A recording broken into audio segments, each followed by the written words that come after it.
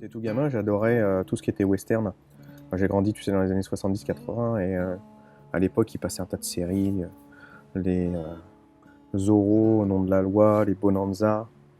Et donc, forcément, dans le western, tu vois toujours le cheval, il est toujours présent. Et tout gamin, je m'imaginais déjà sur le dos de l'animal à galoper comme mes héros les héros de l'époque, quoi. Parce que ça m'inspirait, tu vois, la liberté, l'indépendance, la vitesse, ouais, les grands espaces. C'était hyper fort. Un troupeau de chevaux sauvages au galop, quel que soit le pays, quel que soit le continent, l'image forte, c'est un sentiment de puissance, de liberté.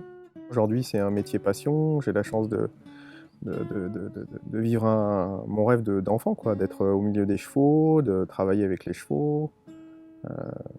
C'est juste, ouais, c'est juste magique.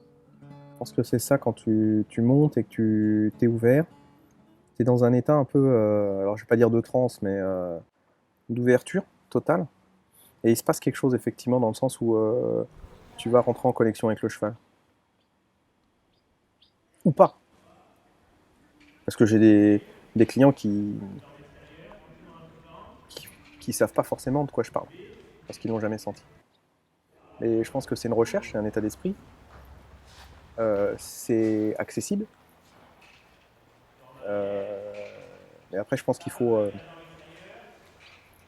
être prêt. C'est-à-dire que c'est pas parce que tu le sens pas à un moment donné que ça arrivera jamais. C'est simplement que t'es pas encore prêt. Mais quand ça arrive, tu te sens lié effectivement.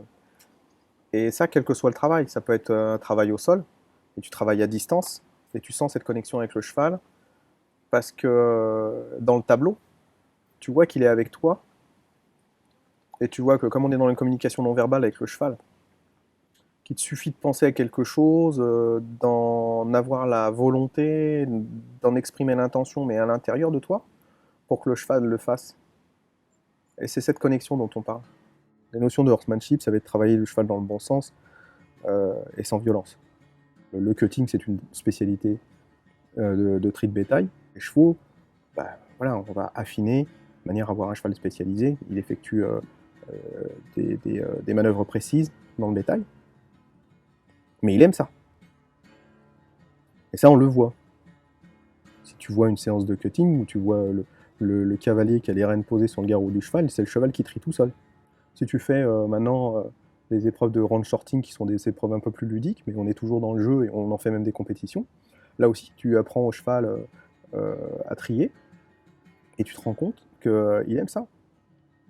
Parce qu'il va mettre un peu d'autorité sur la vache, il couche les oreilles, tu vois. J'ai des vidéos, j'ai vu des chevaux en liberté trier des vaches. Donc c'est bien qu'ils prenaient du plaisir à le faire.